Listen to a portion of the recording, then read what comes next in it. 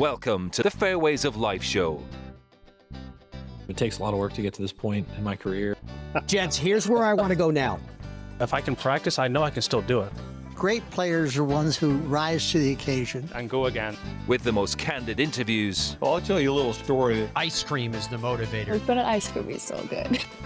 Stunning. Taking you beyond the ropes. Maddie, let me just bring you over here. So there's the Ryder Cup Masters Trophy. Here's your host, New York Times best-selling author, Matt Adams. Let's go. TGL Finals, best of three, Jupiter, LA. Match one will be, we're going to get started. First of all, the Tiger, there he is. He's hitting it again. People are excited about it. Everyone's going to ask him about the Masters. We'll get to that in just a moment. Is that the first time you've seen Tiger Woods swing a golf club in how long? All right, as promised, match one, 7th hole, Tom Kim, 8 feet. This is to give Jupiter the lead. That's Tiger's team. Why not? Who else? 2-1. Ahead on the 8th hole, just throws chipping from just off the green, and we're not kidding you, he does this. Ball game, second TGL season, all comes down to that.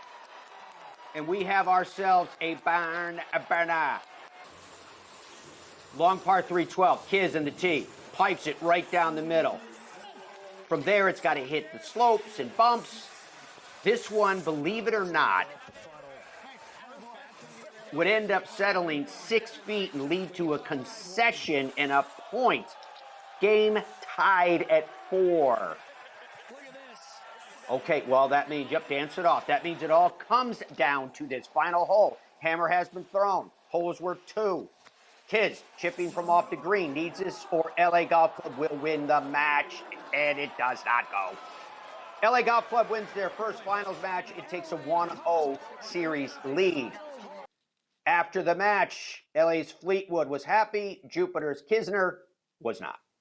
They're a good team. They're like they're a tough team, and you know, I feel like, you know, I want to give them a lot of credit for like the unit that they are. Like, I was watching them when Kiz was over that chip shot on the last, and I was sort of watching them before he hit it, and I loved how much it meant to them and how they were as a team. So again, I love the opportunity to play guys like that. Like, it means so much to them, it means so much to us, and it's great to go against them like that. It was very close tonight. It could have gone either way. And, you know, we could be stood here one game down very easily. Basically, because of the distance in TGL, I'm behind the 8 ball quickly. So thought I hit a perfect chip, didn't go in, and sucks to be on the end of, you know, I was a couple weeks ago, we had the last hole to win the match for all of us, and now losing that just feels terrible. So it's a great team. I enjoy it. I had so much fun competing, and can't wait to try to beat them tomorrow. Continued on Tuesday night with finals. This is match 2. Jupiter off to a fast start here, up 1-0 as Tom Kim on the 3rd hole drains that 13-footer. From there, Tiger, it was downhill, really. Yeah. Missed there from 3 feet to lose the hole. Put LA up 3-2 and unraveled from that point. LA on a heater now. Tommy Fleetwood on the short par 4-8 from 10 feet. That's an eagle putt. 4-2 now. The very next hole, it would be Sahith Theegala, and he has another eagle putt. This would down a huge ridge around it and in the hole. LA now up 5-2, running away with it. On the 10th hole, Justin Rose would roast his second shot on another par 5. This one would end up settling some 6 feet away for yet another consecutive eagle opportunity. There were a ton more hammers thrown than Home Depot in this one. It's now worth 3 points. Max Homa needs this for Jupiter to stay alive, and it's over, folks. See, Los Angeles Golf Club are your TGL champions for the 2026 season after finishing Eagle. They spoil Tiger Woods' return, and they host the SoFi Cup. After the match, LA Golf Club was clearly in a good mood. It's just a sport where you're not on top a lot, so got to savor every moment of being on top, and just so elated to do it with these guys. It was these guys are family now. It's so special to do as a team, and I'm just so excited for us to celebrate this, and I'm already looking forward to next year. Yeah, this one, listen, like he said, we don't win a lot. If there's a chance to put a trophy in the trophy cabinet, man, you're putting it front and center. And the only thing I've ever said about a trophy cabinet is you need to leave a space for the next one. We don't know when it's going to happen in the game of golf, but yeah, for now, that'll sit proud. Hopefully we get a replica. Might need to go near a plug socket. Looks like there's some cool stuff going on with it. My best feeling about the whole thing is the winning moment with the boys. Like, that's what I'll remember, and that's what I'll take from it, and all of the practice that we did together, and all the process things, and all the work that we put into it. And that's the biggest thing I'll take away from it, which is, the same in all the others. But winning as a team is great, and just happy to be a part of this and be with the boys. Congratulations to LA. It's hard to believe that season number 2 of the entire competition is already wrapped up for TGL. Welcome, folks, inside of the PXG Custom Studios. You can see I am on the road again this week. It'll be this way a lot over the coming months because of everything that's going on. I'm hosting the pregame and postgame shows for Golf Channel up at NBC Sports. Now, when we showed you right to start the show, because we had to, right, Tiger Woods hitting a full shot, and I asked you the question, was that the first time that you've seen Tiger Woods take a full shot? Unless you were watching the competition on ESPN, then you would not have seen Tiger Woods swing, although everyone's going to want to see Tiger Woods swing at the Masters. So everyone wanted to know about it. So let's jump right in. Here's what Tiger Woods had to say about that prospect. As I said, I've been trying. It's just this body it doesn't recover like it was when I was 24, 25. Doesn't mean I'm not trying. I've been trying for a while. I've had a couple bad injuries here the past year that I've had to fight through, and it's taken some time. But I keep trying. I want to play. I've loved the tournament. I love being there since when I was 19 years old. So it's meant a lot to me and my family and over the years. And I'm going to be there either way with the loop that's going up there, as well as the Champions Dinner. So. That decision will have to come right down to the Friday before? I don't know. We'll see how it goes. I'll be practicing playing at home this week and keep trying to make progress. You know what? Taking it from one guy that's been listening to Tiger for, over 20 years, Tiger's playing.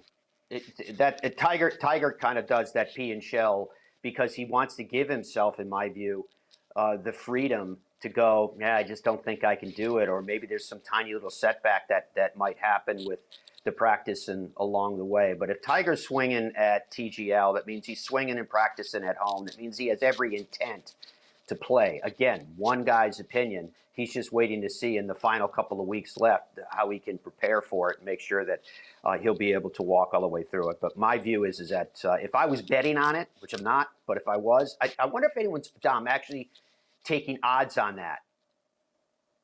Seriously, I wonder if any of the bookies would put that out there and go, would you like to put a bet down on whether Tiger is going to play in the Masters or not? But anyway, I believe you that can bet Tiger on anything, Matt. I'm serious. I'm dead serious. Stop. Do a Google search and tell me if you don't have to tell us who, but I'm just curious about whether somebody out there is put odds on whether or not Tiger will play.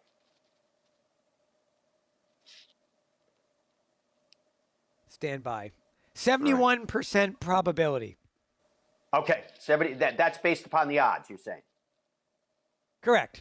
There you go, 71% probability. It wasn't such a secure probability at the Valspar Championship, I can tell you, as things continued to cook along last weekend. Ultimately, it was Matt Fitzpatrick coming through with the victory, and it was a one-shot victory. The contrast of 1 week to the next is what's so remarkable to me, because here you had Matt Fitzpatrick from 8 feet on the final green at the Players, and he left it in the high side. Good putt. It just didn't move. Sometimes that happens. I think about the quote from Tom Kite from the 1992 U.S. Open. He said, I made that putt. It just didn't go in. Well, that's exactly what happened with Matt Fitzpatrick on that 72nd hole at the Players. He probably could say years from now, I made that putt. It just didn't go in. So he goes on to the Valspar Championship from 13 feet on the final hole. He curls it. This one was right to left, and it actually moved right to left significantly and right into the heart of the hole, securing his victory. So afterwards, Matt Fitzpatrick, when he spoke to the media, addressed the way that he had the ability, how do you phrase it, kind of hold his emotions together. He was obviously felt like a little bit frustrated out there.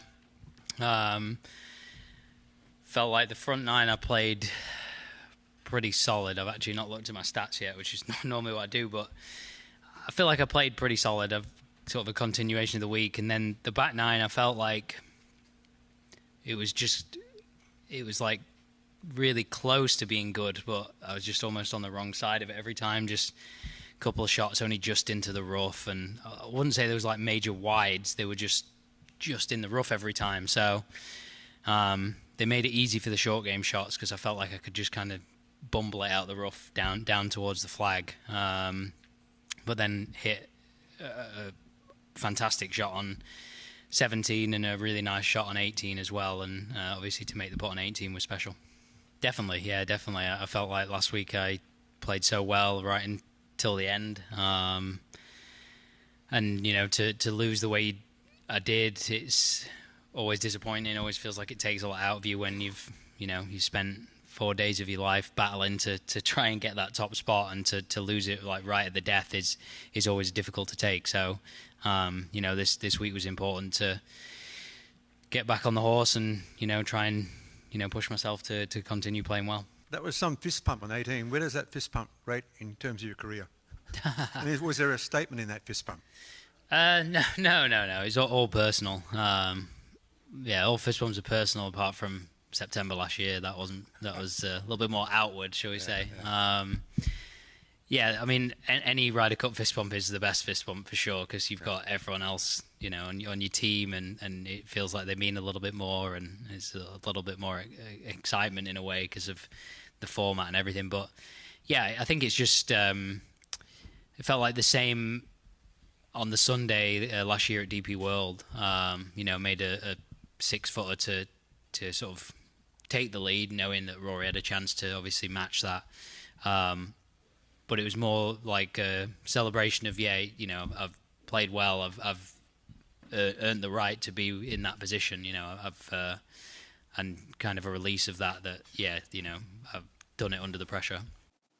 Speaking about pressure, there can't be any pressure that's higher than Matt Fitzpatrick faced at the Players, and he will face as we head into the major season. Here is the results of what just took place. He is now 31 years old. You already know that he won a U.S. Open. Talk about pressure. That 9-iron he hit from the bunker at the Country Club was spectacular and lives on in the annals of golf history. He now has 3 PGA Tour wins to go with 10 wins in the DP World Tour. He moves from up to 3rd in the FedEx Cup points. He moves up to 6th in the official World Golf Rankings. 4 times he has played and represented the European Ryder Cup team. First couple of Ryder Cups were not great for him, but he has settled in. 6 career top 10s in majors, aforementioned. 183 PGA Tour starts to date, 42 career PGA Tour top 10. So you can see that he is absolutely really coming into form. As to dealing with the pressure, as to being ready, his confidence has to be riding high right now. He was asked about his preparation mentally, physically, otherwise for the Masters. I'm probably going to win. Yeah, no. I'm obviously very confident in my game right now, but what it takes to win a major is very different to what it takes to win on the PGA Tour. In my opinion, particularly the Masters, there's extra pressure on the Masters, no matter who you are. It just has that standing above, all the other events as well as the majors. The stuff that I still want to work on. I'm coming away from this week, obviously delighted with where my game's at, but there's stuff that I want to improve and want to make sure that I'm ready for when I get to Augusta to be ready to play and be ready that Thursday morning. So. I'm really looking forward to that week. Obviously, still 2 weeks away, so time to prepare and get ready, and as well as rest and recover, and just be in best shape as possible. Yeah. All right, we have a ton to go through with you today. Great show lined up for you. Multiple players are going to be joining us live on the program. There is news, as you probably have heard. Scottie Scheffler's out in Houston. We'll get to the details of that coming up. Plus, we're going to hear from Bryson and more as the Fairways of Life show continues. Ben Hogan Golf is back. Yes, that man and that iconic name, Ben Hogan Golf Equipment, not only has his name etched right in the metal, and I know how proud you would be to slip that into your golf bag, and they are absolutely gorgeous. They're works of art. However, those works of art are backed by massive technology to help you play your very, very best. They are your tour truck. The relationship is 1-to-1. Log on to benhogangolf.com for more. When we come back, player this week that's already won on the PGA Tour, all that and more coming up. Golfers today are a different breed. Who? Me? We see the game in a different way. We all have our own styles. We swing our own swing. But we have one thing in common. We are all about the details. Introducing the Revel line of grips from Superstroke. With 3 distinct offerings to choose from, the Revel is in the details. In Ireland, golf is more than just a game.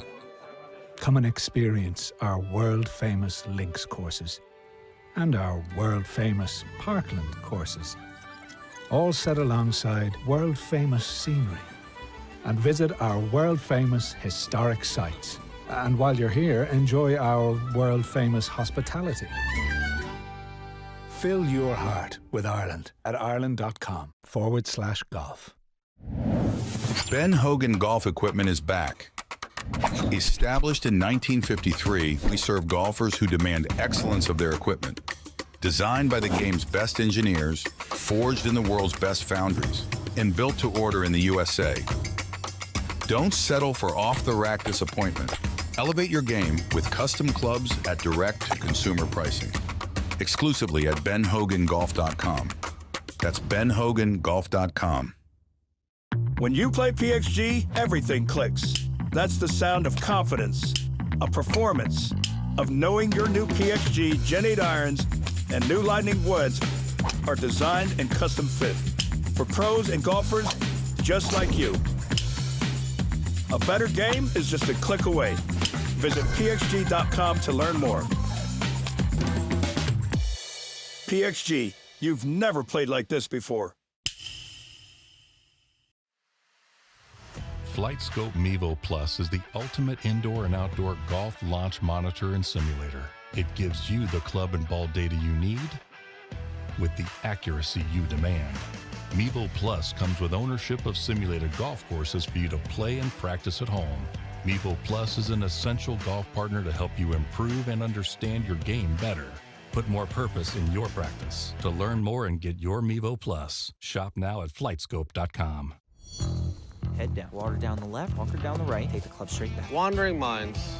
When golfers lose their focus, they're totally... But Bridgestone can help. Introducing Mindset. The ball scientifically designed to keep you focused. First, identify your target. Next, visualize your shot path. And then focus on the green dot and smooth one. Play the Tour B and E12 with Mindset technology. You see what happens when we work together? Stuff like that.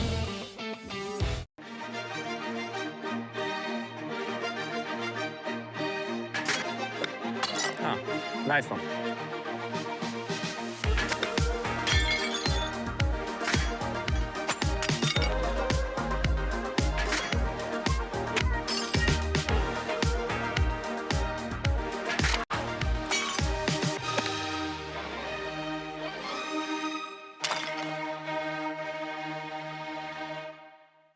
Hey, I'm golf broadcaster Matt Adams, and I have skin cancer, just like almost 10% of the U.S. population, but even more scary, 30% of us golfers. So once again, the legacy of Arnold Palmer is leading the game with Arnie's Mineral Sunscreen. It's a lightweight SPF 50 mineral-based sunscreen that's clean, safe, non-greasy, and no fuss. Log on to shoparnies.com to protect yourself and live life to the fullest, just like the king. That is Joe Highsmith. He has won on the PGA Tour. His coming in the 2025 Cognizant Classic. 67 PGA Tour starts to his credit. 12 career top 25s, 5 career top 10s, including a tie for 8th at last year's PGA Championship. He turned professional only in 2022, and that's because he is 25 years old. He's currently ranked 132nd in the official World Golf Rankings. Joe, thank you so much for taking the time to join us today. I know you're busy down in Houston getting ready to tee it up, so let's jump right into this thing. You are now and forevermore will carry with you the title of being a winner on the PGA Tour. How did that change your life? Yeah, well, thanks for having me on. The win last year was pretty incredible. I went from kind of barely keeping my card my rookie year and somewhat it being a dream come true just to be playing on tour.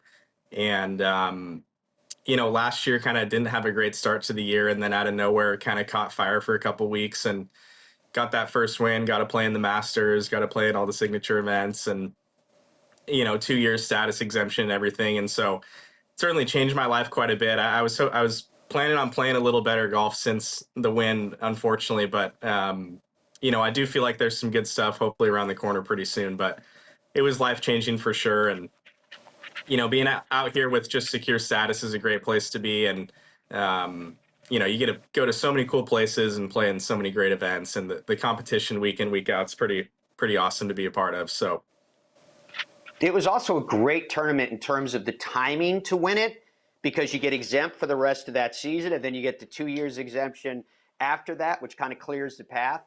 I'm curious about whether it's the Masters or the spoils of being a winner on the PGA Tour, but what was there where you had an image in your mind of how something would be or how good perhaps something would be, and then how did it sync up with reality, perhaps even, I don't know, Masters or otherwise, where people say, no, it exceeded my expectations? Did it for you? What kind of experiences like that did you have? Yeah, I think the Masters is that for everybody. I'd been to the tournament a couple different times as a spectator, and anytime if, anyone who's ever been on property at Augusta National, I think knows what I'm talking about when it's just the most incredible place on the planet. And I think, the best sporting event in all of sports by a mile. And, obviously I'm biased playing golf, but I think anyone who's been there would probably agree with that. And, to be able to go and experience that, and the tournament was great. They gave me, family badges for my parents, grandparents, who were both in their late 80s, early 90s. And, wow. My brother and everybody got to go and experience the tournament and eat in the clubhouse, hang out at the umbrella stand area. And, just to be there and be a part of the tournament was so special. And that was one that really, I, of course, had very high expectations for it, but it still exceeded them, to a crazy degree. And that week was like no other. But, all the signature events, too, are really special. Going to Arnie's place at Bay Hill and Jack's place at Memorial were two really cool weeks. And, those are probably the three, I would say. And even, getting to play at Oakmont and in the PGA as well at Quail last year, all those, big time events were pretty special, and ones that, I didn't get to be a part of any of those my rookie year. So that was super special for sure. What have you learned, Joe, about, I don't know whether the right word would be to call it nerves, but at least the way that your body reacts when you're in a high pressure situation or a high anxiety situation, like, teeing it up at a major, et cetera, et cetera. What have you learned from that? What was different than what you thought? And now you can look back on it and go, okay, been there, done that. So that's the reason why getting reps in these situations are important. Absolutely.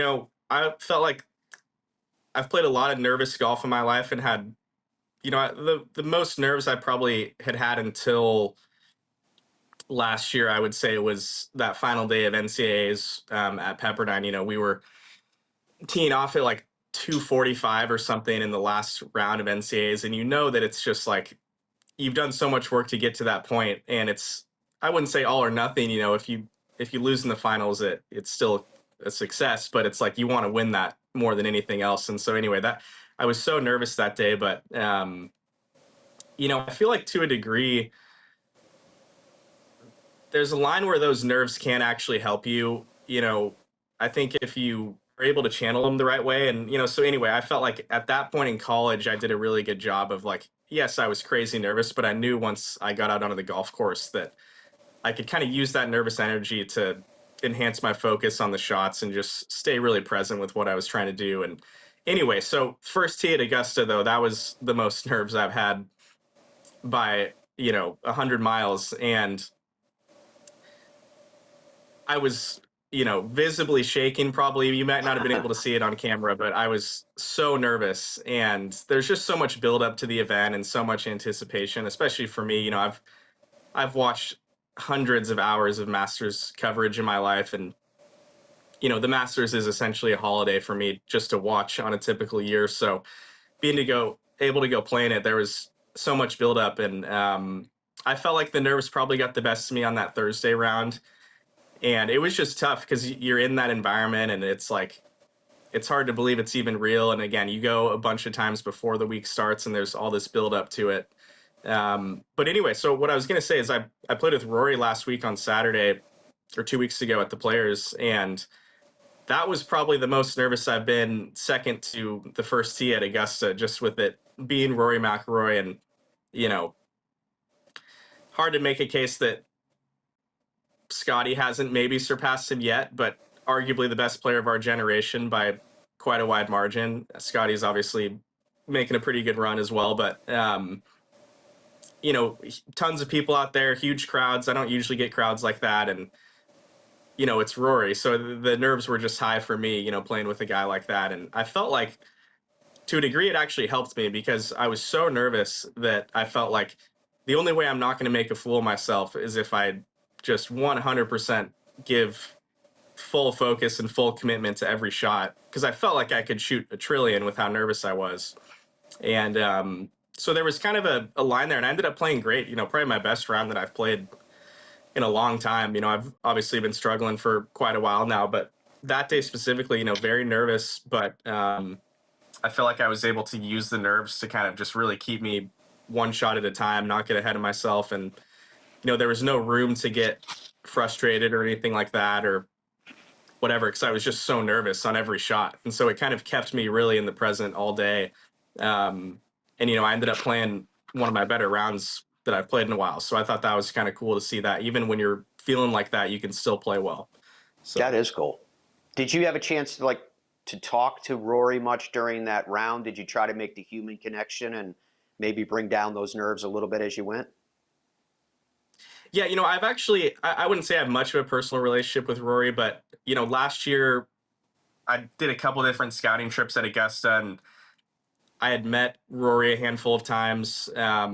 He was always very nice to me. The day after I won, actually, I was playing at Seminole in that pro member deal, and Rory went way out of his way to come over and tell me congrats. And that was a really cool thing for me because I had never even sniffed an interaction with Rory prior to this. And to have him be the one to instigate that conversation and come and tell me, he said something like, that was some weekend you played last week. And that was so cool for me just because this is a guy that I've looked up to so much my entire life. And, beyond that, we've just had a handful of small talk interactions, but he's always been very friendly. So fortunately, I already did feel like I knew him a little bit on a personal level. And, we had a few conversations throughout the round, but he obviously, I think, his body isn't feeling too great. He didn't play his best that day. So, we didn't have a ton of talk, but, he's been super nice with me, which I've really appreciated. And that certainly probably helped the nerves as well.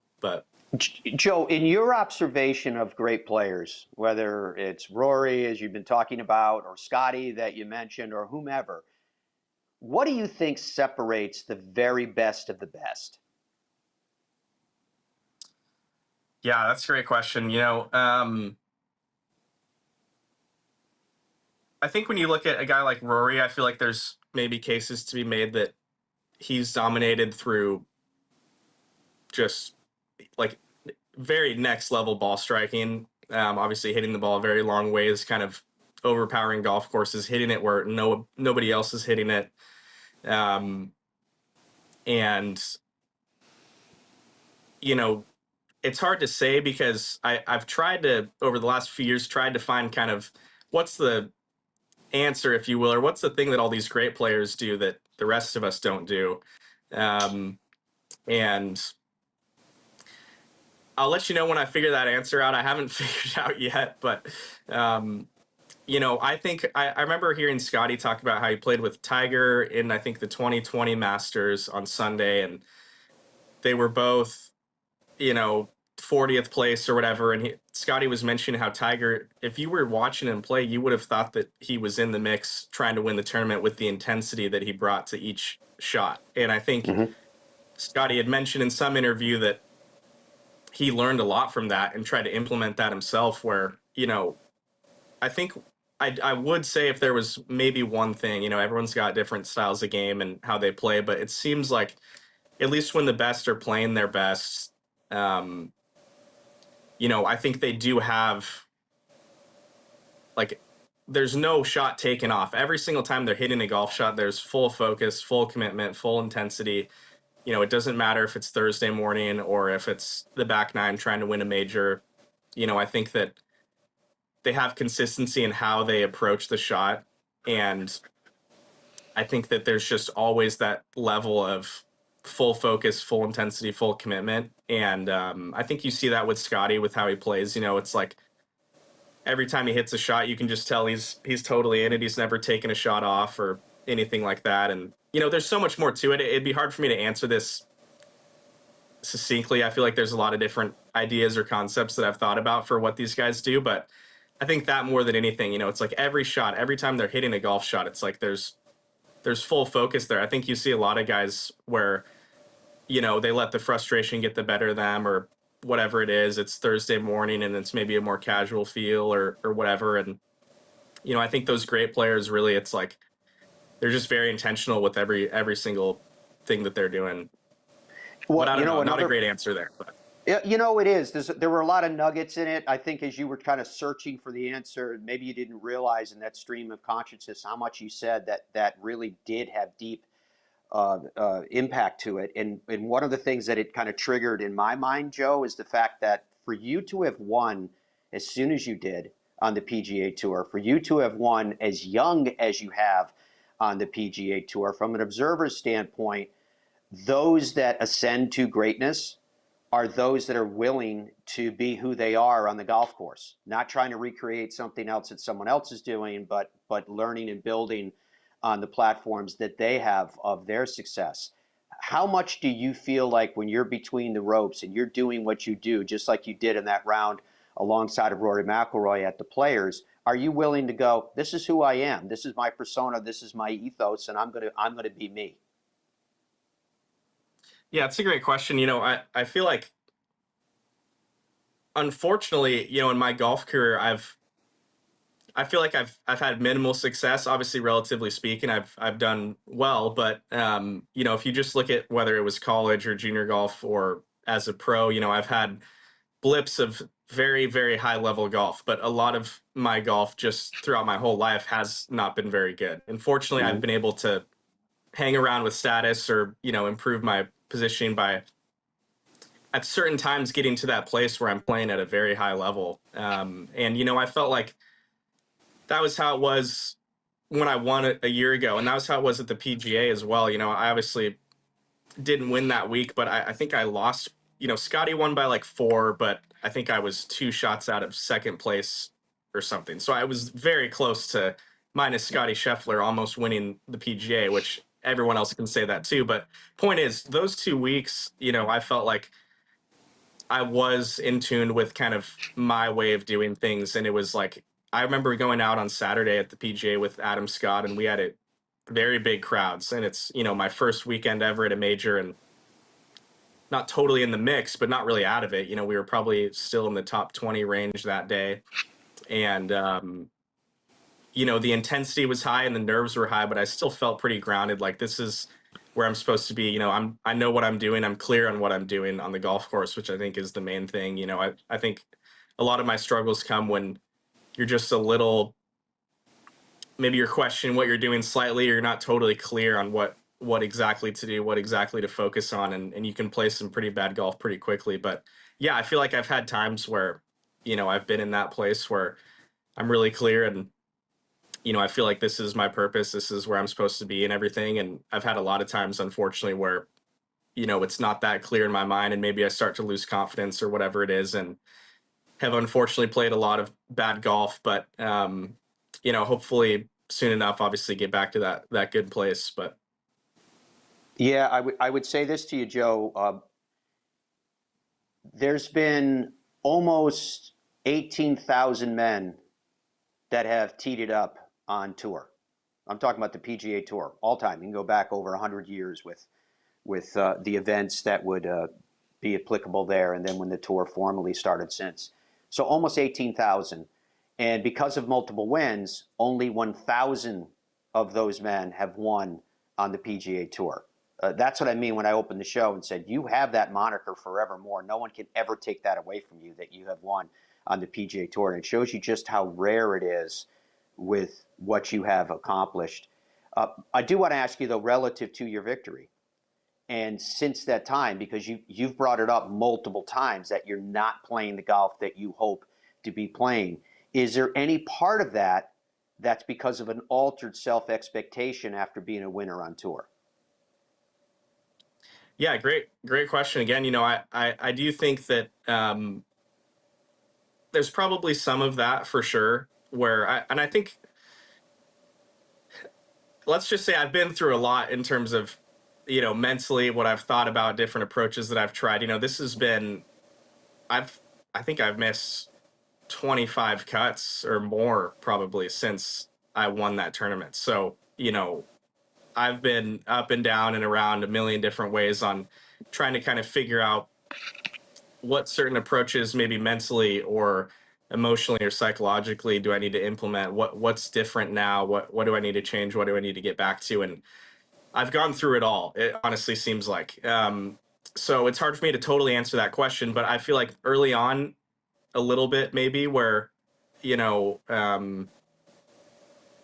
just on a shot-to-shot basis, like not necessarily after a tournament or after a round, but just like, I felt like at Bay Hill, I wouldn't say that I was expecting to win, but I did feel like I should continue to play at least to a similar level to which I had just played 4 days prior. And I felt like, especially after the win, I'd really kind of, I would never say figured it out, but I felt like I had gained a very clear understanding of like, what is my way of doing things. And it obviously worked. It worked for a reason, and this is the right stuff. And, that next week, I think that there's certainly some truth there, where the expectations change a little bit, and then, just little things start to creep in here and there, and you lose a little bit of confidence, and stuff can start to go sideways. But, I will say, for the most part, it's just been more of a searching and a lack of clarity on what I'm doing than anything else. And I just think that with how fickle the game is, it just does not take very much. Like the week that I won, I made a 5-footer on Friday just to play the weekend, and I won by 2. And so I could have missed the cut theoretically and still won the tournament. And, that was obviously a freak incident. That doesn't happen very often. But the point being is, like, the line is always very fine in golf. And unfortunately, I have consistently played poorly, which is very frustrating. And, nothing, it's just, yeah, it's been very tough, obviously. But what I will say is, like, just knowing how that week was, how other weeks have been, throughout my life, it's like you are always, I think, very close to breaking through, playing some really good golf. And, I'm hoping to get back to that, obviously, but it's like, it's just incredible how, the difference between playing great and playing pretty poorly is always, it's very slim. And, I do feel like I'm getting back to some close, or very, very close to playing some good golf, but it's just tough when, each week you tee it up. And of course, for me now, there's worries in there, and, maybe some added pressure because I have played so much bad golf of, trying to, like, is this going to be the week I'm going to get it back, or, all that kind of stuff creeps in. And I just think that the sport is so mental, and, everybody goes through it out here. You can see it on guys' faces when they play. Everyone's out here battling something internally, and that's just kind of part of the sport and part of the game, which makes it great, but also makes it, pretty difficult at times. But sorry, I'm bouncing all over the place with these answers, but I love it. I do. love where you're going. The one observation I can make to you in terms of talking about players who are going through spells that they're not happy with where their game is at is I find that when players talk about wanting to turn around a game or want to talk about playing better, it's always very macro. It's always very broad. It encompasses a tremendous amount, whether we're talking about emotions or we're talking about approach or execution. But when players are really playing well, it becomes very micro. You know, that's the difference that I see with it. One is very broad and everything is taken into it, expectation, stress, everything else. But when they're playing great, it's only about them and the shot that's right before them. Whatever the little shot is right there, that's the only place that they are at that time and place. That, 100%. From one guy's, you know, again, observation. I did want to ask you something else too, and I guess this relates to the platform that you're on, the grandest stage of golf in the world. That you always wear the pictures like this. First time I've seen you without the big broad brimmed hat on, and Right. for a guy at 25 years old to be that aware of protecting yourself. There's a couple of shots of it right now. To be that aware of protecting your skin, and it means something to me. I have skin cancer and my Irish heritage. Where does that come from, if I may, and why are you so aware of that importance of skin protection? Yeah, well, I'll say where it started was, I was 17 years old playing golf at my home country club, and a good friend of ours, Aaron Pace, is our local dermatologist, and he, I think he was the first guy to tell me, like, dude, you got to wear this hat, and you're going to be in the sun for your whole career, your whole life. Yeah. 6 hours a day, like, you have to wear this hat. He always wears the hat and the zinc sunscreen and everything. And I think the next tournament that I went to, I went into the local pro shop there and bought a bucket hat like that. And I ended up finishing second or something. I had a great week. And so it started like that more than it's, because at 17, you're really not worried about your skin, if we're being honest there. But for me, it was more of like, oh, like, I just play great wearing this hat. I'm going to keep wearing it. And it kind of gradually worked into that. But then, as the years went on, obviously, I've become pretty particular in the type of sunscreen that I use. I use like a 7-ingredient, technically edible sunscreen on my face, with zinc to, make sure that my skin is as safe as it can be. And, the hat is obviously a big part of that as well. And I just think with how much we're in the sun, I get burnt very badly as well. So if I were to wear a normal hat and no sunscreen after a round of golf, my cheeks would be like dark red. And I've always been very sensitive to the sun, so I have to be pretty cautious with what I do. But that's mostly what it's about. Just for one, I don't want the red cheeks, white forehead, tan line, but also, long term, I'm trying to be smart about making sure I'm taking the right care of my skin. It's important, Joe. It's really important. I can assure you of that. In fact, we just got hooked up. You mentioned Mr. Palmer earlier in his tournament. We just got hooked up with Arnie's mineral sunscreen, which is the zinc based. Everything is safe and blah blah blah. Just for that reason, and that's why I was saying, with the platform that you're on, people of all ages are going to see what you're wearing and go, wait a minute.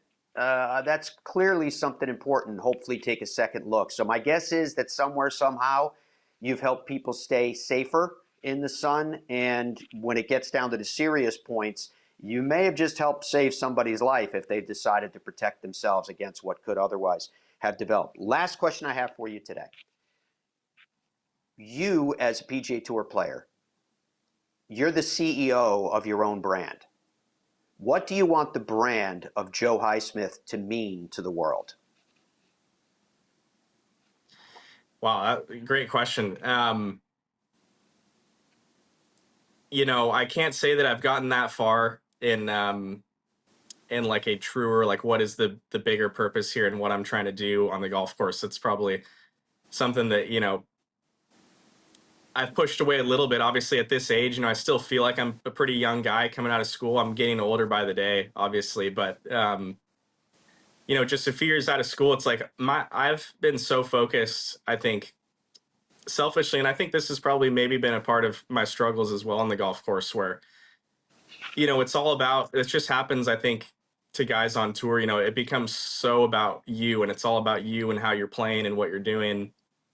And, you know, I think for me, I probably haven't spent enough time really considering what's the bigger purpose here. You know, what do I want to do? And of course, I always, you know, try to treat the fans well and be very nice to the kids, and always try to, you know, be a good example for other guys that are watching me. But, you know, I wouldn't say that it's 100% crystal clear in my mind at this age right now. You know, what is my grand purpose here? What do I really want to be doing out there on the golf course? What's the, you know, the bigger goal at mind for plans? But I've had, you know, thoughts and plans of certainly doing a lot of charity work in my future. But I've felt like, at least at this age, you know, it's like, in order to have a platform that's meaningful and significant, you have to, you know, Scotty has a lot more pull than I do, obviously, in terms of what he's able to do, the amount of people he's able to influence. And so for me, it's like,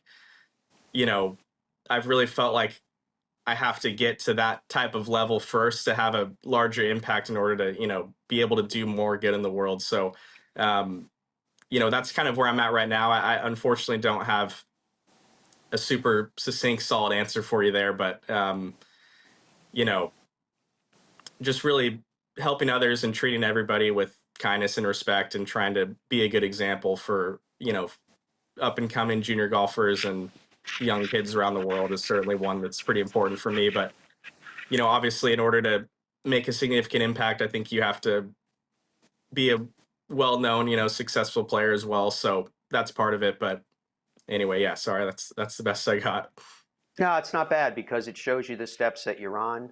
I happen to think that you're in a far more influential position than you even realize as yet, as evidenced by that one conversation I was making with people observing with what you wear and the skin protection, and maybe gets their mind working and more. I'm not suggesting that that needs to be a crusade on your part. I'm just saying that the position that you're in, I don't believe that you have to wait for any greater status than that which you have already achieved and you're enjoying. I really think for you, the more I hear you speak, because of your intellect, because of your insight, I really think that you're more about the micro than you are about the macro. I think you're on your way. We believe in you. What you've done is very, very impressive, and what you've done is what you can do. So with all that, we won't hold you up, though. I know you've got a lot going on today and this week in Houston. We do wish you the very, very best, my friend. And I think that it's not a question of if, it's just a question of how fast and when you play the golf that you want to play. And I think it's right around the corner. And we wish you the very, very best. Thank you so much. I appreciate it a lot. Thanks for having me on. Absolute delight. All right, folks, when we come back here on the Fairways of Life show, we will continue down this road of talking to the best of the best. My next guest is already one of my favorite people. In this case, I get to work with this individual from a broadcasting standpoint with stout competitive credentials behind this person as well, this player. And I love the fact that we get a chance to speak with these young people, and they're forging their own path, and they're doing it with integrity, and they're doing it with honesty, and they're bringing to it their own particular spin. So yeah, I am very proud of our next guest, and I love getting the opportunity to work with this person. So more coming up on the Fairways of Life show, and I want you to get more from your game too. That's why Newton golf shafts are so important. Newton golf shafts are made right in the USA. All those virtues that you get with a Newton golf shaft, they're lighter. That's to increase the speed. There's a reason why players on the PGA Tour champions are loving these golf shafts, because they are lighter. This fast motion shaft is working, and it's working all over the world, and it can work for you too. They're making a lot of noise, and it's for a reason. NewtonGolfCo.com. Stay with us.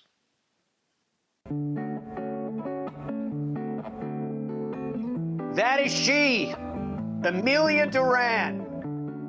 You hear her as a golf analyst pretty much everywhere now, television, radio. She also is a lead analyst for PGA Tour Live. She was a 2023 NCAA champion. There she is with PK. Wake Forest 4-time All-American, 2 times Pan Am gold medalist, 5 times at the Augusta National Women's Amateur starts, including a success in knocking on the door there as well. Pleasure to welcome her to the show. Amelia, how are you? How's life? Oh, life is great, Matt. Thank you so much for having me on. It's a privilege to be on here, and it's good. I'm home for just a few days before a big, exciting stretch. I'm going to cover Korn Ferry event, the Club Car in Savannah, Georgia, and then I will go back home to Charlotte and then come straight back to Augusta, Georgia for the Augusta National Women's Amateur and the Masters. So very excited to be busy during this time of the golf season. How are you liking your life's choices? How are you liking the busyness that you have now from the standpoint that your voice carries the weight of your shots as a broadcaster? I love it so much. It's been such a treat for me to go from being an elite athlete where you're training constantly to be the best in your sport, and you kind of have to have tunnel vision around everything else, block out a lot of distraction. And based on what I've been able to accomplish in the amateur side of golf and getting to play professionally as an amateur, I now get to walk alongside the best players in the world. And I feel my life is so abundant right now. Definitely is an adjustment to deal with, 30 weeks of travel, learning how to cover all different parts of the golf space. I cover men's, women's, professional, and amateur golf. So sometimes it can, be definitely a lot of prep when you haven't covered every single tournament on the PGA Tour or followed the entire Korn Ferry Tour. But it's a challenge that I love. And truly to get to walk alongside and see these players achieve these milestones is truly unbelievable. And I love it so much. How long did it take you to trust yourself that you were able to do this, to trust that the words that would come out of your mouth would add something to a particular broadcast, radio, television, whatever the platform it was on? Was that a transition for you before you realized, you know what, I can do this? Definitely a transition. When I was playing, I wasn't naturally a golf geek. I didn't know all the history. I didn't know, the injuries that Jordan Spieth struggled with. And I was a young kid during the Tiger era and all the great players. So in the beginning, it was very intimidating because I knew I had the golf knowledge.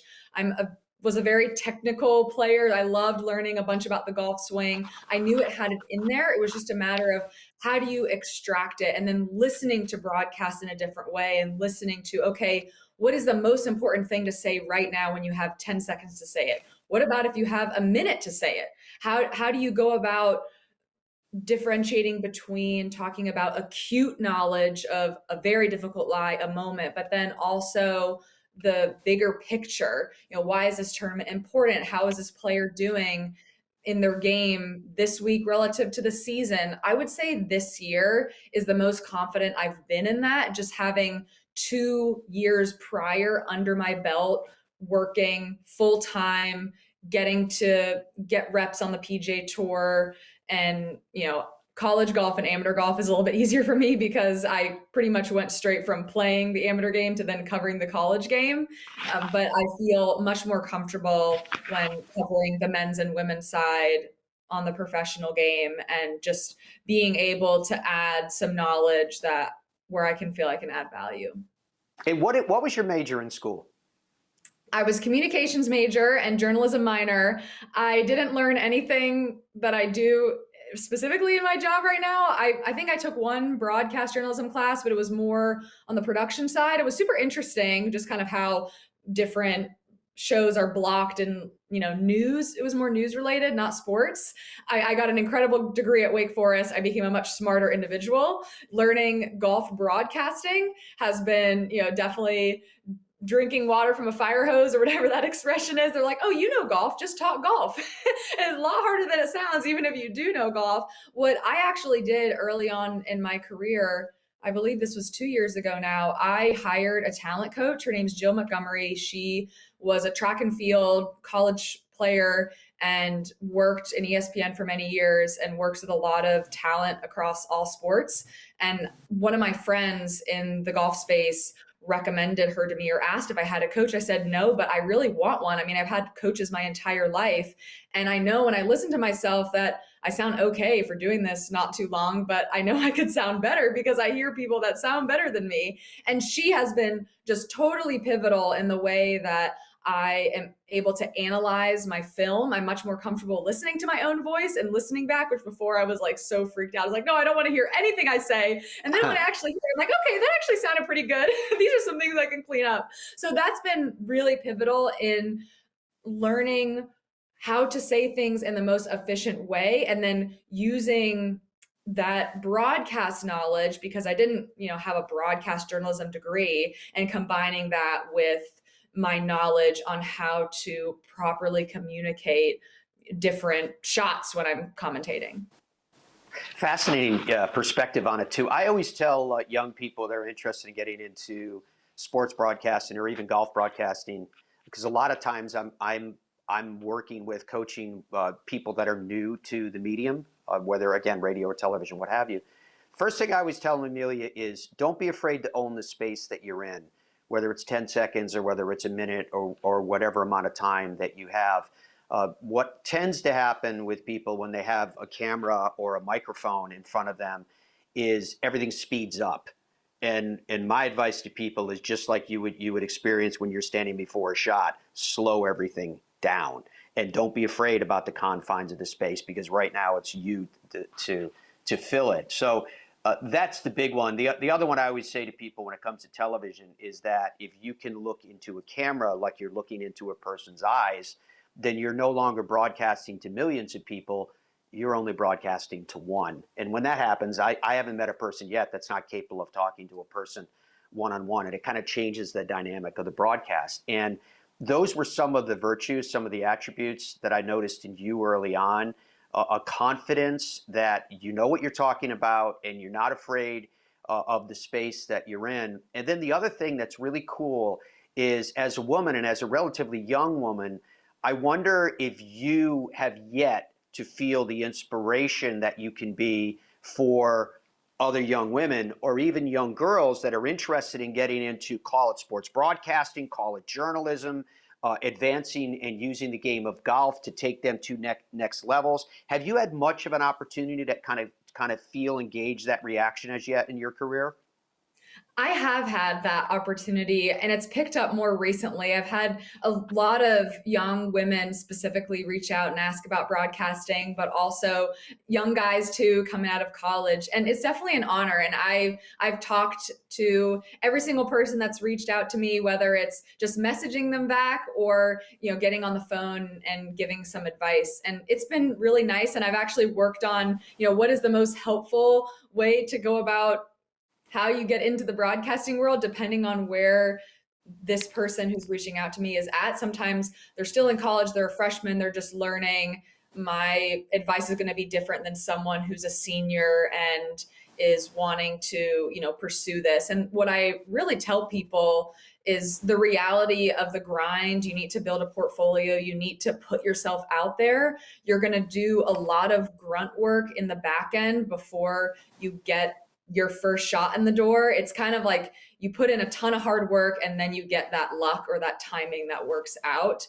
And usually it gives people just a good insight on what it takes to enter into the media space. But what I tell people is, even though that can seem intimidating at times, every single person that I've met in golf and sports, they love what they do. They love the travel. The team environment is what I love the most. Whether it's who I'm working with in a broadcast, or in the compound where every single network is running into a Dan Hicks or a Mike Tirico is just the coolest thing in the world for me. And it's something that I just continue to pinch myself that I get to watch TV and talk about these incredible players for a living. And it's been so fun to just learn from so many people alongside me who have been in the business longer. Yeah, it was kind of cool because the last time you and I were working together was for the international, they call it the world feed, but it's a broadcast, folks, that goes to, it's outside of the USA. It goes to 170 different countries around the world. And Amelia and I had the opportunity to be alongside of legends and Radar Wayne Riley. If you ever watch, for those of you that are watching us in the USA, if you ever watch a European Tour, DP World Tour early in the morning, he's the kind of irreverent Australian voice there. And if you ever see him, he's wearing the leather hat, kind of a cowboy hat type out. I'm sure in Australia they have a different name for it, with a hole built for his antenna to go through. Dame Laura Davies, who's an absolute legend, right? World Golf Hall of Famer that was sitting alongside us, in Craig Perks. And I'll tell you, Amelia, that was one of the most fun for me broadcast of the year, because of the way everything mixed together. And to what you're saying, it worked, and you fit right in perfectly with the entire crew. It became, on a weekend, an instant family. Well, thank you for saying that. It truly felt that way. When I saw that Laura Davies was going to be one of the analysts alongside Craig Perks, I called my mom immediately. I mean, I remember my mom talking about her and all the success and personality that she had on the golf course. It was incredible to work with her. And I've seen Radar just throughout the years of covering different events. And so to actually get to have the privilege of hearing his commentary and listening to the insight, but also humor that he can bring into a broadcast so beautifully was amazing. And Craig Perks, he's just incredible. He's so well spoken and articulate, and does such a great job at describing the moment, but also incorporating things that the viewers can take with them the next time they're playing. And Matt, you just run the show, and the way you organize and go wherever the production is wanting you to go. So it was such a fun week, and I'd have so many great memories from it. Yeah, it's very cool. Like I said, I'm really excited about what you're doing and where you're going. Where you've been, though, through your experience with the Augusta National Women's Amateur, and playing Augusta, I mean, I'd be remiss if I didn't ask you what it was like the first time you were on the grounds and you knew that you were going to be teeing up there. What were your thoughts and emotions and nerves actually being on those hallowed grounds? Oh, every time I think about it, I get chills. The first time seeing Augusta National was through the Augusta National Women's Amateur. So when you think about the way Augusta has been able to grow the game, they grew the game through me and so many other young women who had never set foot on property until they competed in the tournament. To be able to play in the inaugural Augusta National Women's Amateur was an honor. My teammate, Jennifer Kupcho, ended up winning in just the iconic duo against Maria Fossey from Arkansas. But standing on that first tee in the practice round, I missed the cut my first year, so I didn't play in the tournament. I mean, it was unbelievable. You stand on that first tee and you're like, that first hole is so freaking narrow. The bunker, I can't carry it. It's kind of not really a 3-wood, or it's not a driver, but you don't want to hit 3-wood because you're so nervous that you want to have something a little bit farther away from the ground. And it was so cool. I mean, I just feel like everyone is just tiptoeing around the property in awe, walking along the fairways and just remembering all the historic moments and growing up. I mean, every young girl grew up, I know that I talked to, and it's like, oh, whenever there's a women's masters, I want to win that, even though there wasn't even a women's tournament at that time. And now that to be able to say that I've competed in a women's tournament at Augusta, when growing up there wasn't one yet, but I and my friends had dreamed of winning one or playing one, is truly remarkable. I'm so excited to cover the event for Golf Channel NBC. It's going to be an incredible week, and I can't wait to see who's going to be the champion this year. So, Amelia, what switched for you? When did it change that when you were at Augusta, you're out there? I mean, you contended, you're out there and saying, yeah, I can do this. I can play this golf course. I would say in 2021, when I lost in a playoff, I hit my first tee shot and I hit the fairway. And then I remember having about a pitching wedge length in, it was maybe 125, hit it to 10 feet, made birdie. And I actually thought I hit the 10-footer 3 feet short because I was so nervous, and it went in the hole. And my mom caddied for me, and I told her, I said, the greens are really fast today. I did not hit that solid, and it went in. But I would say around the third hole, because there's a leaderboard there, I saw that I could win this. If I continue to play well, I just felt like I was in a flow. I was able to see the shots I wanted to hit, but not get starstruck that I was playing Augusta National. Mm-hmm. And it was really fun to go on that run. I played with Pauline, who plays on the LPGA now, and I think we shot like 61 best ball. Like, we were just trading birdies left and right. So it was really cool to be able to play with someone that also played really well. And then by the time I finished, it was about an hour and a half before the leaders weren't doing well. And all of a sudden I was in a playoff. I told myself I needed to get to even par to probably have a chance at a playoff. I lived out for birdie on 17, hit it in the bunker on 18, but made a really good par.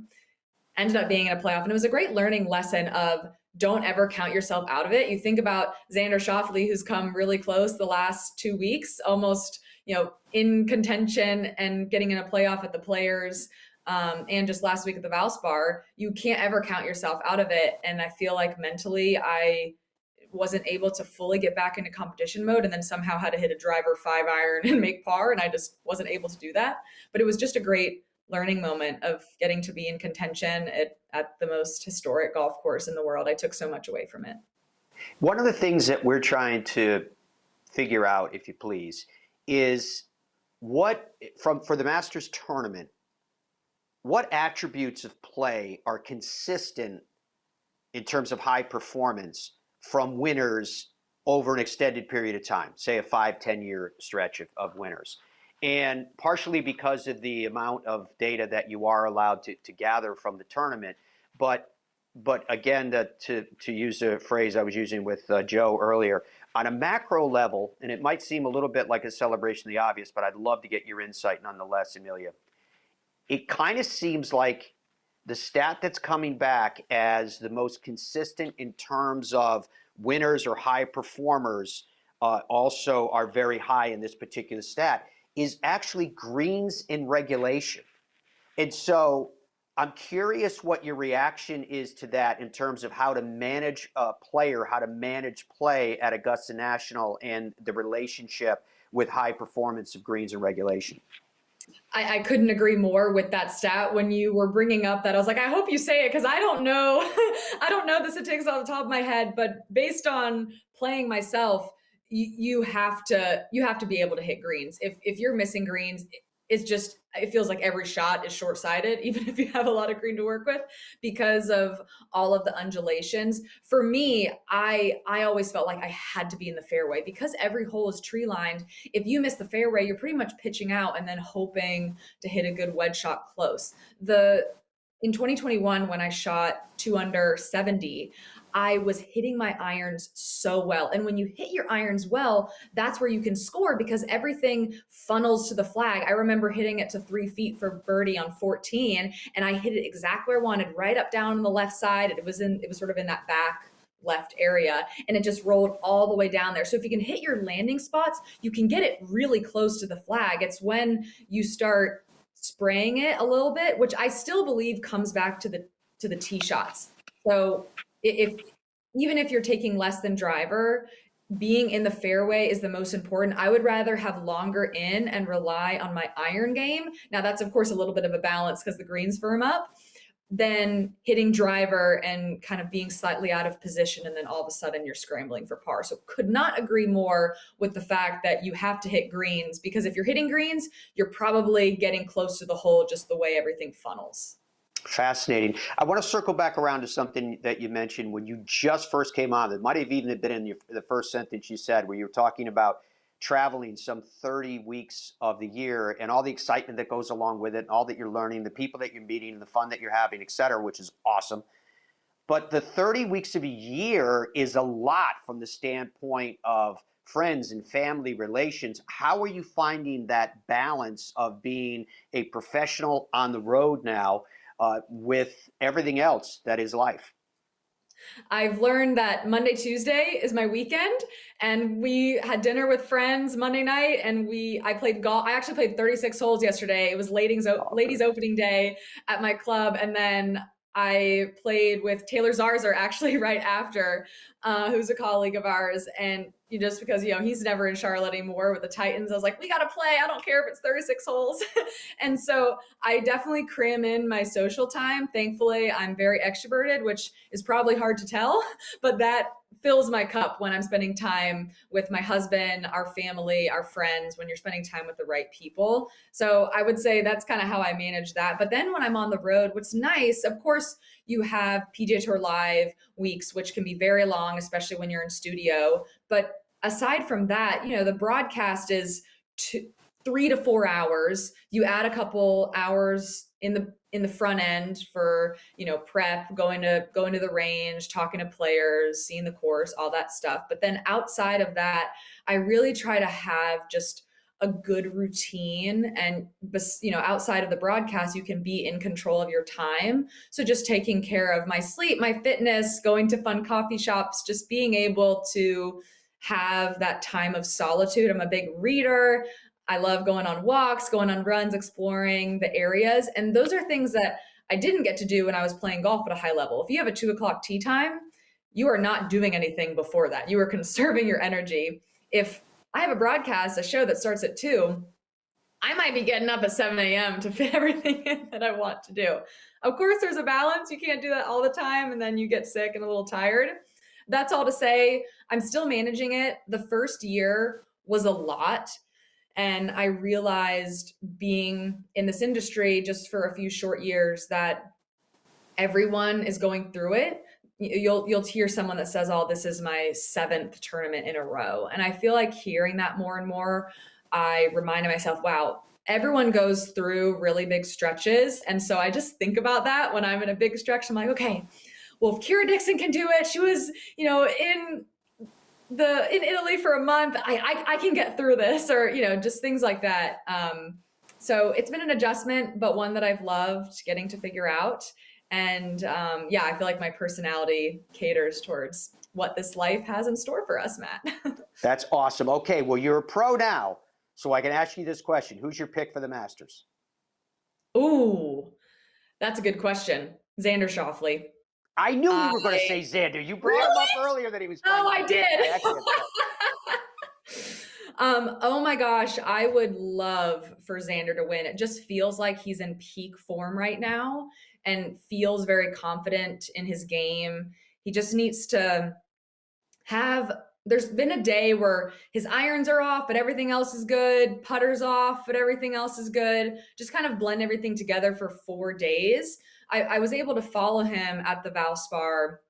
We covered him a good bit, and it just feels like he's managing his game really well with his caddy, Austin Kaiser, and that's so important when you're coming into Augusta.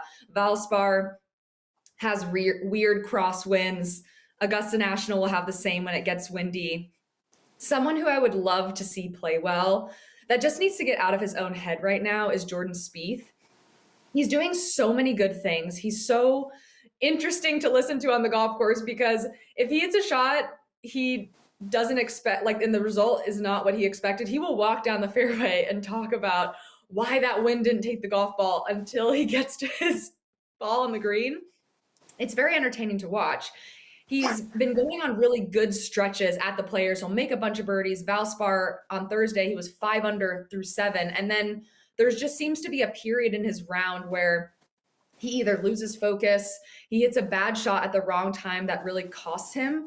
If he can figure that out, which I believe is coming from just his personality almost getting in the way from him, it's good for him to, let it out. That's what people like Jon Rahm need to do. Scotty Scheffler stays a little bit more calm. That's just an example of 2 players. But if he can find a way to just trust what he's doing, I believe he can make a run. And he's such a popular player. I would just be so happy to see him perform well at the Masters. Awesome stuff, Amelia. Thank you for everything that you're doing. Thank you for choosing this path, because we're all very much enjoying your work, and we really appreciate the massive amount of time that you've given us today, and look forward to working with you again. Of course. Thank you so much for having me on, and can't wait for the next time. Thank you. Good to see you. All right, folks, we're going to be back with more. When we come back, there is news about Scotty Scheffler. He is out this week in Houston. We'll talk about that and so much more as the Fairways of Life show continues right after this. My name is David McLay Kidd, golf course architect for the latest course at Streamsong. Welcome to Bone Valley.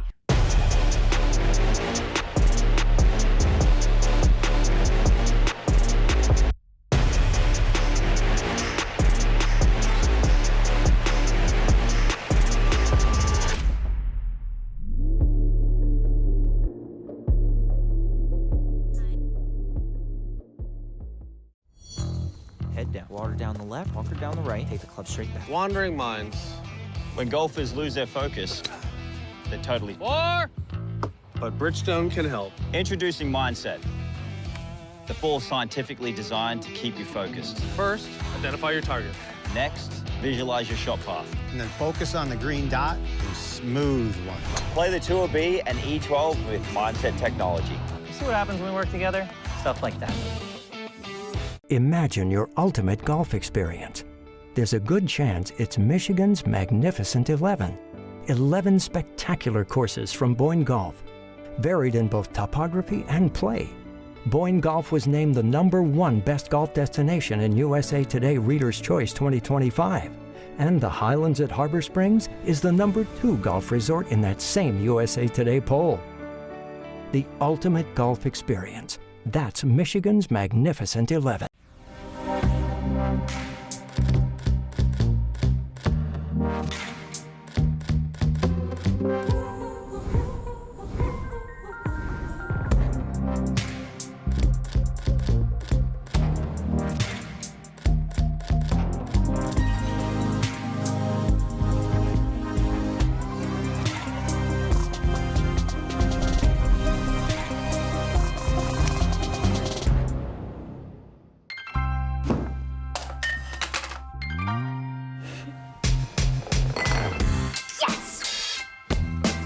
This is golf. A shot, honey.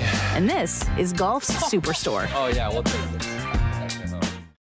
When you play PXG, everything clicks. That's the sound of confidence, of performance, of knowing your new PXG Gen 8 irons and new Lightning Woods are designed and custom fit for pros and golfers just like you.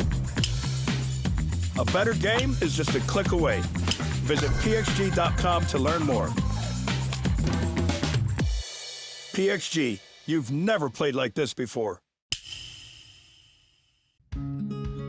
Hey, I'm golf broadcaster Matt Adams. You know, Hub's Peanuts has been cooking up the top 1% of peanuts for over 70 years. And these aren't your average nut. These are super extra large Virginia peanuts cooked in the USA. Family-owned Hub's Peanuts have more protein than any other nuts. So whether it's a boost on the course or a special gift, the variety of flavors guarantees Hub's Peanuts is just what you need. Family-owned, nutritious, delicious, and sustainable. Hub's Peanuts, it's just right. HubsPeanuts.com. FlightScope Mevo Plus is the ultimate indoor and outdoor golf launch monitor and simulator. It gives you the club and ball data you need with the accuracy you demand. Mevo Plus comes with ownership of simulated golf courses for you to play and practice at home. Mevo Plus is an essential golf partner to help you improve and understand your game better. Put more purpose in your practice. To learn more and get your Mevo Plus, shop now at flightscope.com. 4! This is golf, and this is Golf Superstore, the only place you can walk in for a free driver fitting, have it built, and tee it up the same day. Try Fit and Go today. As we welcome you back to the PXG Custom Studios, PXG is giving you a performance-first advantage when you step up to a new PXG Lightning driver with $100 off a premium shaft upgrade. Book your driver fitting now. Get started at pxg.com. All right, so we had so much to go over with you today here on the program, and it's been fun. I tell you, having Amelia on, having Joe on, and getting a chance, I hope that you guys enjoyed to meet a couple of young people with their different pathways in the game of golf and the contributions that they're making respectively. We're in the break there, and Dom was saying to me, he goes, Joe was great. He's a really good guy. It's interesting, Dom, isn't it? When you're talking about the best players in the world, they're already on that top tier, but you could hear from what Joe was telling us how much confidence he was talking about. Rory often says that he gained confidence from a shot. You'd think it would be maybe a tournament or a week or a round, but he says it can go from shot to shot. So I thought that was just interesting in reflecting back on having Joe on, talking to us about is it fair to call it the struggles of maintaining the confidence that you can do what you've already done? I mean, I don't know what to say, but one of the reasons I love this show and having done this now for 20 years is getting the opportunity to meet people like Joe Highsmith. Yeah. I love that we have a platform now that we can introduce guys like him to the world. There's a lot of really good players on the PGA Tour. And one of the things we didn't get to that I was sharing with Matt is how fine the line is between being, like he was talking about, struggling to make a cut and being one of the best players on tour. His scoring average right now is 71.6 on tour. Joe Highsmith's scoring average. That's like 150-something on tour. 70.6, which is one shot better. One shot gets him in the Tour Championship. He's in the top 30. That's the scoring average for guys in the top 30 right now. So the fine line between making that cut, between being in contention, between getting in all the signature events, all of that stuff is nothing. It's a putt lipping out. So all of these guys deserve this platform, and I hope, Matt, that when people get the opportunity to listen to someone like Joe talk on our show for 20, 30 minutes, and you get to know him a little bit, very impressive. There are so many players on the LPGA Tour and the PGA Tour that I love the opportunity when we're able to give them a platform and give people the chance to get to know them. They are so easy to root for. They really are. And I cannot wait. I'm going to be rooting hard for Joe this week. I can tell you that right now. I'll put a nickel on that. was today the first time that you've had a chance to hear from Amelia Durant? I'm not talking about Amelia's work, but Amelia Durant as a person. Did you have the same impression with her? I did. Yeah. She's, again, a very impressive person. And I remember, I can't remember when it was, but it was early on when she made sort of the switch from an amateur to a broadcaster and sort of decided not to become a professional golfer. I remember, I don't think I spoke to her about it, but I remember her talking about it somewhere. That's an incredibly impressive and mature decision to make, to look at, because she was good enough to play on the LPGA Tour and probably win. And she just said, listen, that life is not my path. That's not where I want. And there's probably a lot of people around her telling her that she needed to do it or that she had to do it. Mm-hmm. And you can see when she's talking and took the time to sit with us today, how much she loves what she's doing right now and how quite clearly she went down the right path for her. And that took a lot of guts and a lot of maturity. And so, again, another very impressive person. Yeah, it was very, very cool. All right, let's get you up to speed on air times for the golf this week. And as we get started talking about Houston, the coverage gets started on Thursday at 3 p.m. Eastern Time on Golf Channel. It will be on Friday. I'll be doing the pregame and postgame all week from Thursday through Sunday. Saturday and Sunday, speaking of the weekend, will start from 1 p.m. on Golf Channel and then switch at 3 p.m. over to NBC. As for PGA Tour Live, the coverage gets started bright and early on Thursday morning. 8:15 a.m. is the start of the live coverage on ESPN Plus. Remember, there are 4 different streams. As to PGA Tour Radio, Thursday and Friday, and even Saturday and Sunday, we have it broken up by Thursday and Friday and then the weekend. But it starts at the same time each one of those days. It ends at different times, pre-cut and after. At 1 p.m. Eastern Time is when you can find that coverage. Remember, the event is taking place in Texas, so that's the reason for a little bit later in terms of the start times. As I mentioned, I'll be doing the pregame show on Golf Channel up at NBC Sports. It will be started Thursday and Friday from, I believe it's noon time, if I'm not mistaken. Here I am giving you an airtime, and I have to check it. But I'm very much looking forward to that, too, so you can catch us there pre and post for all of that coverage. As to the information about Scottie Scheffler that I've been teasing you with, he has withdrawn from this week's event. And whenever a player is going to withdraw from a tournament, it causes all types of concerns. But this is for very good reason. They're having another baby. And so, yeah, it's family related, but it's family related for very good reasons. That he's at home doing the business that he needs to do to make sure that everything is okay. So we wish him the very, very best. And we have this, a huge announcement from the Streamsong Resort. Here I am in the middle of the latest golf course at Streamsong. It's taken 2 years to create. I was here all of last year. I did 1 million steps out in the field. I found so many shark's teeth and fossilized wood and all sorts of things. It was an amazing experience. I got to create a golf course next to all of my peers, and hopefully one that sits in the argument of which one is best here at Streamsong. This golf course, named after all of the fossils and relics that are out here, is not going to be called a color. It's going to be called Bone Valley.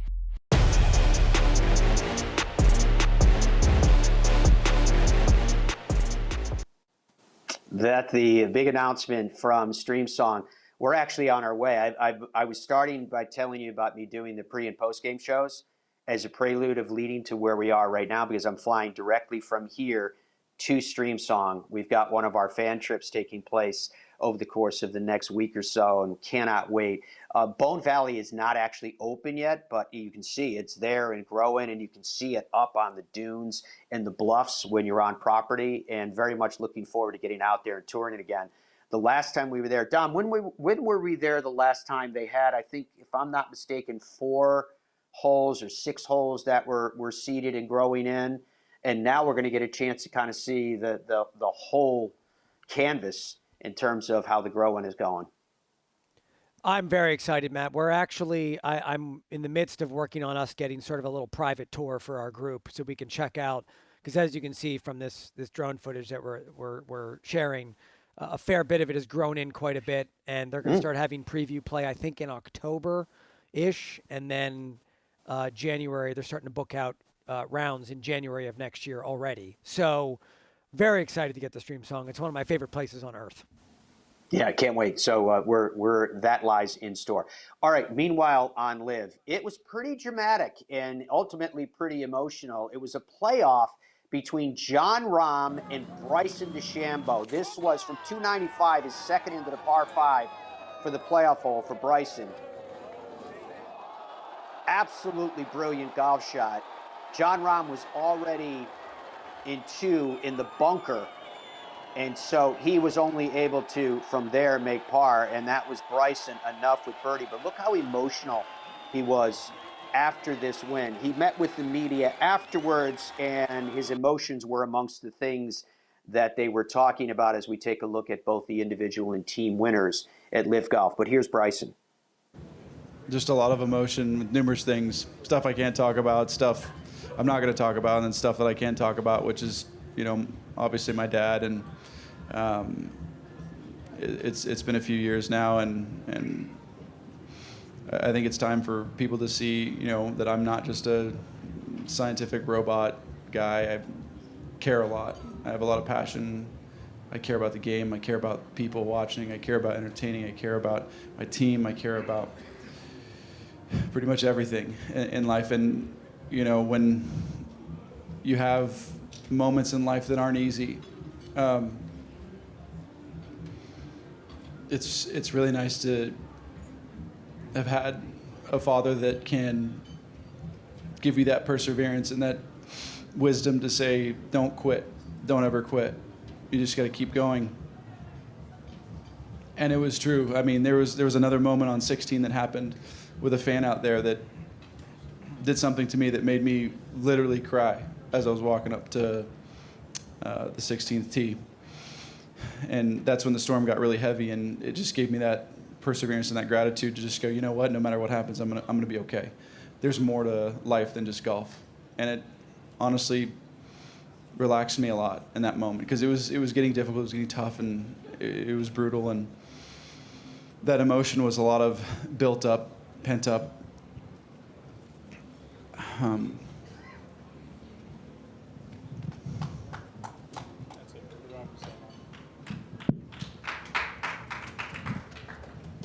I wish I could tell you guys, but you can't.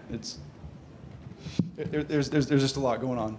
There's a lot going on, and I love everybody for it, and I love my team for it, and I love all the people back at home, and it's just been tough, and you know, life's not easy sometimes, and losing my dad wasn't easy. Going through what I'm going through is not easy, but everybody has it, and that's why I've got such a great team here to give me a lot.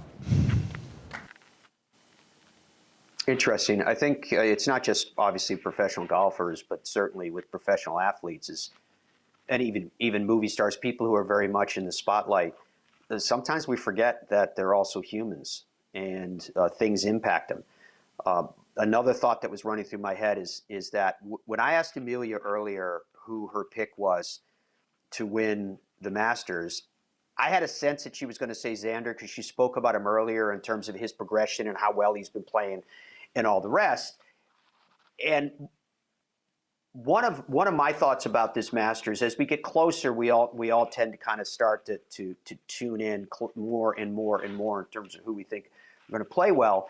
And I had a strong sense that Bryson could win this Masters, but then you hear that sound and you think about how much of an emotional weight is he carrying on his shoulders, and can you compete in and win a major championship if that emotional weight is, really profound? Well, he just won in a playoff directly against Jon Rahm, which is kind of ironic, just to finish that circle of thought.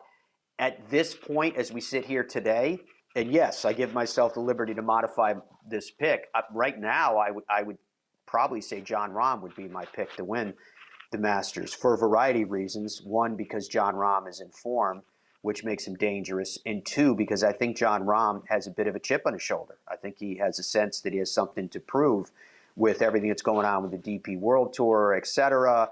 And I'll be really curious if Jon gets a chance, because I'm dying to know if he gets a chance to explain the actions that he took in withdrawing from essentially the fact that he was appealing the suspensions and fines with the DP World Tour. And once you formally step away from that action, is that a concession? Can you call it that? Is that fair? But what are you actually conceding? Does that mean you intend to pay the fines and come back in good standing? Or are you saying, no, let's just go our separate ways? So to me, there's more questions than there are answers relative to that. So I'm really curious what that's going to mean for Jon Rahm. But I think, again, going back to what I just said, I think it's going to leave him with a bit of a chip on his shoulder. We've done a lot of talking about the Masters in today's show. And when we get down to Streamsong, where obviously we're going to be broadcasting live while we're down there with all of our fans and stuff, which is going to be really fun. But not only will David McLay Kidd join us on the program talking about the status of Bone Valley and talk about the process, I'm sure, about how they came up with that name. As you heard him say in that video piece, it's not a color, it's an actual name. And more importantly to me, how satisfied is he with the finished product, and how much excitement does he have until it is introduced formally to the world? I'm talking about people actually playing it, not merely a chance that we have, which I still can't wait to see it. It's still different when you actually play it, in fairness. But then we're also going to talk with Ben Crenshaw, and to talk with a multiple-time Masters champion is going to be mind-blowing, especially when you're talking about Ben Crenshaw, who very much has a grasp and sense of history that probably exceeds the vast majority, not only of people who love the game of golf, but even fellow touring professionals. I can't wait to talk to him about that. And his philosophy with Bill Core about the courses that they designed. They've done a couple at Streamsong. Bone Valley will be the 5th. And so we've got so much really cool stuff still lying ahead. To wrap up today's show, though, here we go. Flight Scopes. Did you know?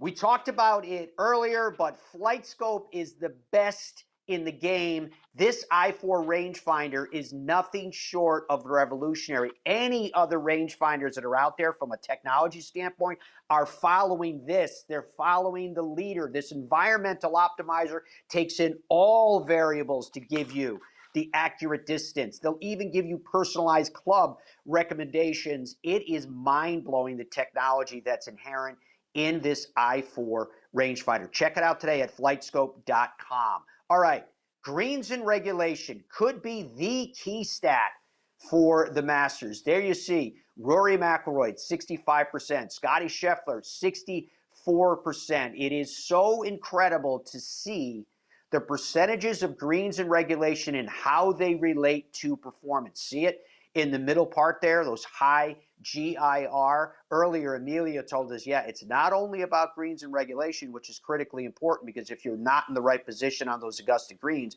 you have no shot, and you would be struggling at least for a 2-putt, probably a 3-putt, but it starts in getting into the fairway as well. It seems very mundane because these are very old school measurements of stats, but the story speaks for itself. If you're trying to figure out who you think's going to play well at the Masters, start with how they're doing with GIR at Augusta National. Folks, thank you so much for your company this week. It was absolutely a delight. I know it was a long show. I know we covered a lot of ground, but it was really fun for us, as Dom was telling you too. It's probably the most fun that we have when we have an opportunity to get you introduced to new people and new faces in the game of golf that are making a very distinctive impact upon it. May you make a distinctive impact upon your world, and until we are together again, be well and goodbye for now.